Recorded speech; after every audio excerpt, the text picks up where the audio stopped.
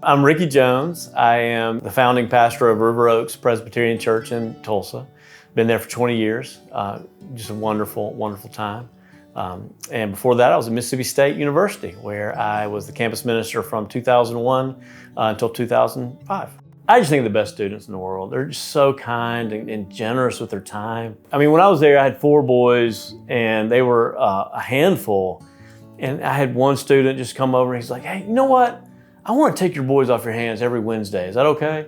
And they loved him and still love him. I think of just time after time with them serving me, honestly.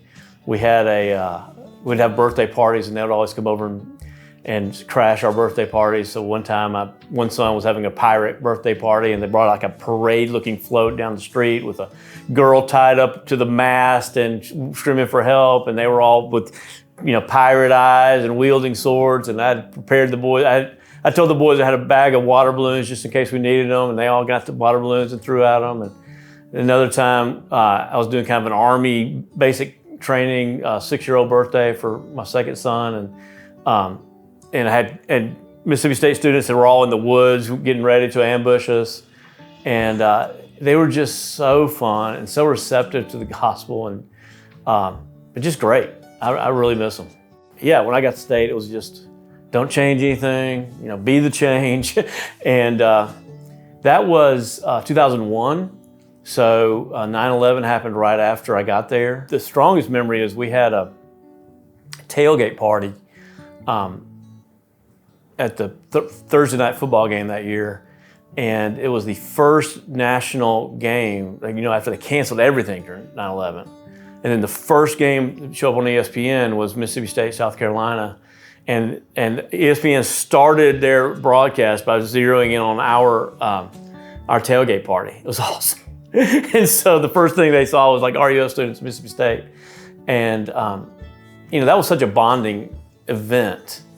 It just drew everybody so together. And I'm certainly not glad it happened, but those are my memories, yeah. Found them to be very honest and open, and they knew how to have a good time. And they knew how to have a good time in a ministerial context, like to do ministry through parties and through community. I had one student, his name was Reed, and Reed just had a gift. And there was one night when this girl kind of showed up at the door, and she was having a terrible year and had been crying. And she said, "The Lord just feels so far away from me, and I don't know what's wrong." And Reed, of course, invited her in, and they sat at the kitchen table, and he grabbed a family-sized bag of Ruffles potato chips, and he ripped it open and poured them all out on the table. And he announced to his roommates and everybody, he said, "Nobody's leaving this room until every chip is eaten." And so, they just ate and laughed and cried, and that was not an uncommon event, They just knew how to love on each other. I had a girl who was involved in cutting, and she lived by herself, and that wasn't, we couldn't let her live by herself. And she hadn't even ever been to RUF. And I told some of my leadership girls about her. I was like, "Yeah, we got to find her a place to stay." And they just kind of made a bedroom. 2 of them, they lived in the same house, and 2 of them bunked in together so they'd have a bedroom for her, and moved her into their house. And so, yeah, they were really special students that just loved each other and knew how to do ministry well. Taught me a lot. I was there in a golden age because the YMCA building, which is right in the middle of campus, was not being used then. And there was an office there. They had like Pan-Hell and some other things there, but there was an office there for the president of the Campus Minister Association, and so, or chairman, or whatever they called it. And so I was like, "Yeah, I'll do it one year. Everybody has to do it." So I was like, "I'll do it." And they were like, "Well, they have an office. Nobody ever uses it." And I'm like, "Where?" And they told me, and I moved in up there, and I never moved out. I stayed there for years. And, it has a huge front porch. And the beautiful thing about that front porch is you can, you're way out in the open. Everybody on campus can see you. You can see for miles, it feels like, but nobody can hear what you're talking about. So I had incredibly intimate conversations on that porch. And so, as a matter of fact, if I knew it was going to be a hard conversation, that's where I would take people. And just had so many people, tell me awful things, but was able to minister the gospel to sweet people there on that front porch, right there where everybody on campus could see him. And gosh, I love that. I would almost drive back to Starkville just to sit on that porch. I called up Danny Abraham, who loved us. He was the vice president at the time. And he may have called me. He's so good. And anyway, I said, the lights are out in Dorman. And he's like, I'll get you a room. Give me 10 minutes. And call me back. And this amazing theater type room that I didn't know existed. I don't even remember what building it was in. And I was like, this room is amazing. Why don't I meet here? But anyway, never did again. They were all great. We had this, we did a conference one time with Ole Miss down at Twin Lakes. And I had these two girls who, they were just so silly. And they had bought these like gold, shiny, like lame pants. And so I emceed that week, and I made them like stand behind me. Just like my solid gold dancers. But yeah, they were all great. Let me think. I can't think of one that stands out. But they just, and the time, the 4 years that I was there, five years I was there, we beat Ole Miss every year in Frisbee, and that was the main thing.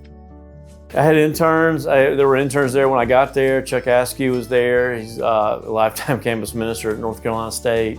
Dominique, I don't remember, Dominique Jordan was there. No, she's Dominique Jordan now. Hugh Daly. So they were both there when I got there. And of course, they were wonderful. Chuck went to RTS and married, and like I said, went to North Carolina State. Dominique married Jeff Jordan, who looks like he's a lifetime campus minister. So I guess those two have been doing RUF longer than anybody. And then they left, and I had a guy named Ryan Swindell, who's wonderful, from Decatur, Alabama. He and I went on this marathon trip to Houston one time, and we were on the road for 25 hours because I bought a van, and we flew down there and drove it back, and it took forever. But he's a great guy. He's in Meridian, Mississippi now. I went to seminary. And then Shelly Ross, who worked for RUF for a while. She worked for me for 3 years, with me, for me, whatever. She was wonderful. I look back on it, and I put some hard things on her. And she got mad, but she always told me she was mad like a week later. And I'm like, if I'd known, I wouldn't. Actually, I wouldn't have. But she did great work. She's wonderful. I think she lives in Atlanta now. I mean, I just got so much confidence. It was very interesting. I mean, when I was there, I really sometimes will say like a guy in a monkey suit could have had 200 students coming. It's not really true because I proved that. Whittled it down pretty far. But just kind of figuring out how to reach students and what kind of students to use and to put on the stage to get more students coming. Honestly, it gave me the confidence to plant a church. I never really thought I was very good at gathering groups. And seeing that I could still be a functional speaker and preacher to a larger group is the reason I went and planted. I just saw him work so much, and he converted several people while I was there, and a lot of people who ended up going into the ministry, and took care of some people who were just real messes. And he was just so tender. We had a girl who attempted suicide, and he was just so tender. She's doing great now. So he was just always at work. I think I learned to talk to him better. He and I have a very close relationship. I'm sure y'all do too, but I'm one of his favorites, he told me. And I developed so many of my kind of core messages while I was a student there. A campus minister there, that I still used. Illustrations I still use to this day. That Ruffles potato chip illustration, I probably told that story 100 times.